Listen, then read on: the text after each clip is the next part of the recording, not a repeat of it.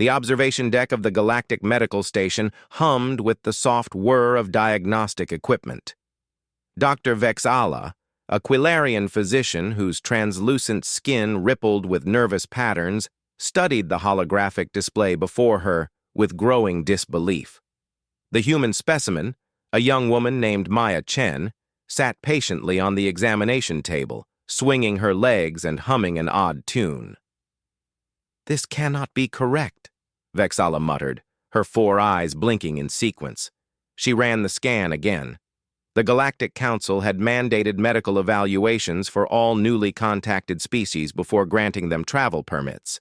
It was a sensible precaution.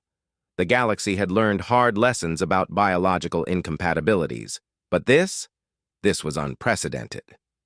"Is everything okay, Doc?" Maya asked, her voice cheerful. She was small by human standards, barely 5'3", with dark hair pulled into a practical ponytail. She wore the standard gray jumpsuit issued to all newcomers.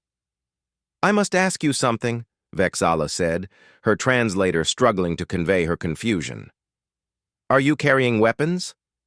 Maya blinked. "What? No. I went through security like everyone else." "Then explain this." Vexala projected the scan results into the air between them. The hologram displayed Maya's skeletal system in vivid detail. Beside it, a threat assessment matrix blazed angry red. The readout was simple and terrifying. Weapon classification, 100%. Critical threat, structural framework. Maya squinted at the display. "I don't understand. That's just my skeleton." "Precisely!" Vexala's skin flashed bright orange, the Quilarian equivalent of shouting. "Your internal support structure is composed of a calcium phosphate composite reinforced with collagen matrices. Do you understand what this means?" "That I have bones?" "Bones." Vexala's translator made the word sound like a curse. "You have weaponized your own skeletal system." Maya's confusion deepened. "How is having a skeleton weaponizing anything?" Vexala pulled up a comparative analysis. "Look here. This is a standard organic being." The hologram showed a Quilarian skeleton, if one could call it that. It was more of a soft cartilaginous framework, flexible and shock-absorbent. "Our support structures are designed for survival. They bend, they flex, they absorb impact. They are meant to protect us from harm." "Right," Maya said slowly. "And mine?" "Yours are designed to deliver harm." Vexala's 4 eyes focused on Maya with something between horror and fascination. "Your skeletal structure is rigid, dense, and incredibly strong. Your bones are literally clubs and spears that you carry inside your body at all times." Maya opened her mouth, closed it, then tried again. "I mean, I guess if you look at it that way, there is no other way to look at it."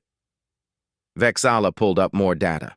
"When you strike something, your bones do not yield. They transfer kinetic energy directly into the target. Your knuckles, your elbows, your knees, they are all impact weapons. And here," she zoomed in on Maya's skull.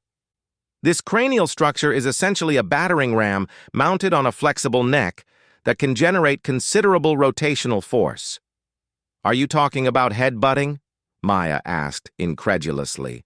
"If that is what you call weaponizing your skull, then yes." Vexala scrolled through more data. "But it gets worse. Your teeth, these are designed for tearing and grinding. Your jaw can exert over 150 pounds of force per square inch. You are equipped with biological vice grips in your face." Maya touched her jaw self-consciously. "That's just for eating." "Eating what?" Vexala challenged. "What requires such devastating force to consume?" Meat, mostly. Vegetables, sometimes tough bread." "You consume other organisms?" Vexala's skin went pale. "Directly." "Well, yeah, we're omnivores." The doctor pulled up another scan, this one showing Maya's spine. "And this is perhaps the most disturbing part. Your spine is a segmented armor column protecting your neural tissue while maintaining flexibility. Each vertebra is a small shield. When compressed, they can withstand hundreds of pounds of force. When extended, they form a whip-like structure capable of transferring tremendous power through your limbs. Maya was beginning to feel defensive. Look, I didn't design myself. This is just how humans are built.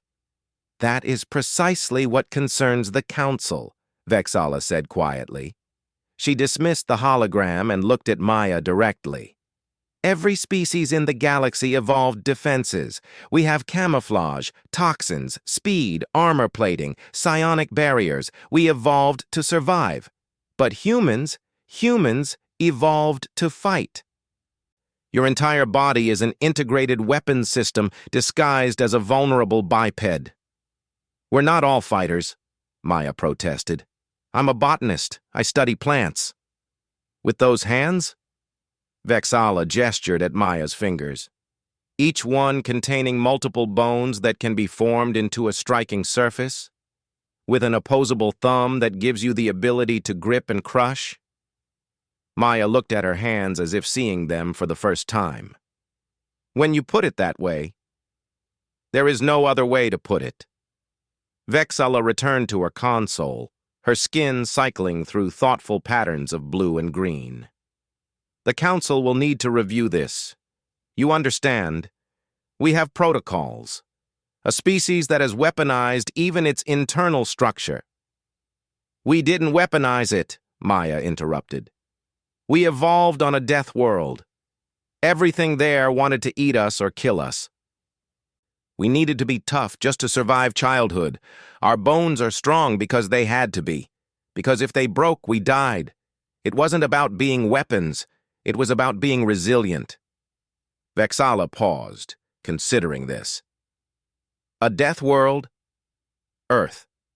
Class 12 gravity, extreme temperature variations, aggressive megafauna, viral and bacterial ecosystems that constantly evolve to kill us, tectonic activity, volcanic eruptions, hurricanes, earthquakes.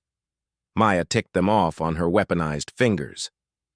We didn't have armor plating or toxins or camouflage. We had to be stubborn. We had to be able to take a hit and keep going. That's what bones are for, Doc. They're not weapons. They're what kept us alive long enough to become civilized.